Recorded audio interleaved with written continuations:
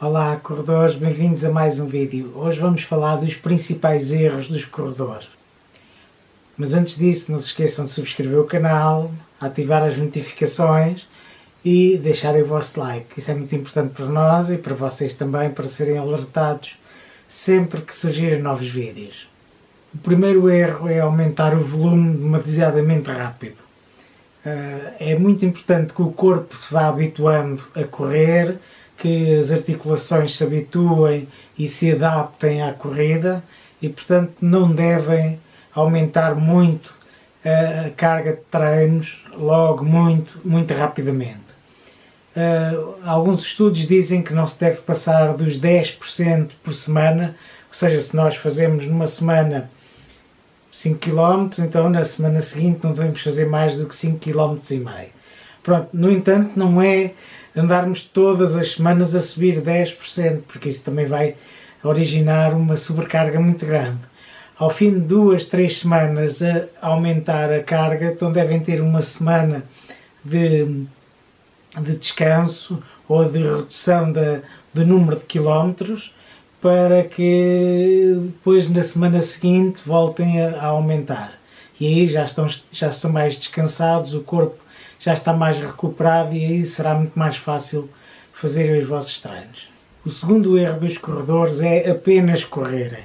Devem tentar praticar outro tipo de desportos, principalmente desportos que tenham menos impacto nas articulações e que vos permitam ter atividade cardiovascular, mas sem o impacto que a corrida tem. Por exemplo, bicicleta, natação e outro tipo de esportes assim que não tenham tanto impacto. Trabalho de ginásio, por exemplo, em elíptica. E, portanto, isso é muito importante para conseguirem fazer uma alta carga de treinos, mas com reduzido impacto sobre o nosso corpo. O terceiro erro que vamos falar é pular etapas. Existe muita tendência dos corredores, com o entusiasmo de entrarem na corrida, começarem 5 km, depois passado pouco tempo passam para 10, depois passado pouquíssimo tempo passam para 21 e ao fim de 3, 4 meses já querem fazer uma maratona. Isso poderá levar a lesões, além de originar uma redução muito grande no ritmo da corrida. E, portanto, conseguem terminar, por exemplo, uma maratona, no entanto fazem em tanto tempo, em 6, 7 horas, que acaba por ser muito frustrante, porque é muito tempo a correr, é muito tempo a andar, muito tempo a caminhar, podem se lesionar e na prática quase todos os corredores que fazem uma maratona ou uma meia maratona sem estarem preparados, ao fim de pouco tempo desistem de correr. Outro grande erro é não se hidratarem, principalmente em treinos um pouco mais longos ou se estiver um clima mais úmido ou mais quente. É extremamente importante hidratarem-se, porque a performance baixa imenso e acabam por quebrar, acabam por não conseguir terminar os treinos ou têm uma quebra muito grande na performance. Portanto, hidratar é muito importante. Hidratar não é só importante durante a prova, mas naquelas horas antes da prova para se prepararem para o esforço.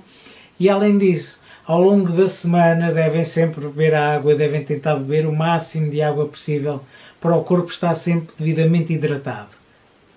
Outro erro que é muito comum entre corredores é correr de uma forma muito tensa, com os ombros muito tensos, com os braços muito tensos, com o pescoço tenso, e isso vai levar a que nós estejamos ali sobre uma tensão enorme, fazer imensa força e é um desperdício de energia, além de depois provocar postura incorreta ao correr e, portanto, corram o mais descontraído possível, porque isso terá um impacto muito menor sobre o vosso corpo e ao correrem a corrida sai mais fluida e com muito melhor postura.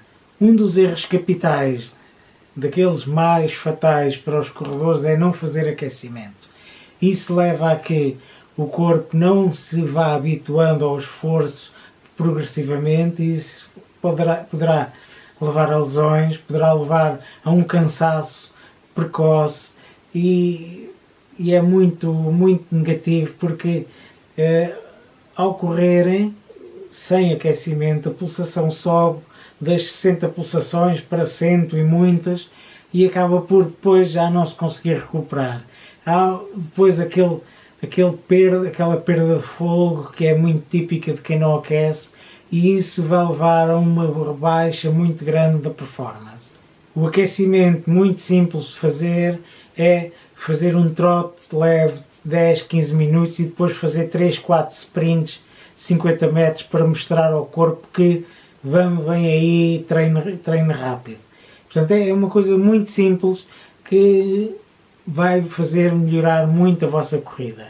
Outra hipótese, em alternativa a fazerem o treino, um aquecimento antes do treino, é por exemplo, num treino longo ou num treino assim um bocadinho com mais quilómetros, fazerem aqueles primeiros quilómetros a um ritmo mais baixo, funcionando esses quilómetros depois como um aquecimento.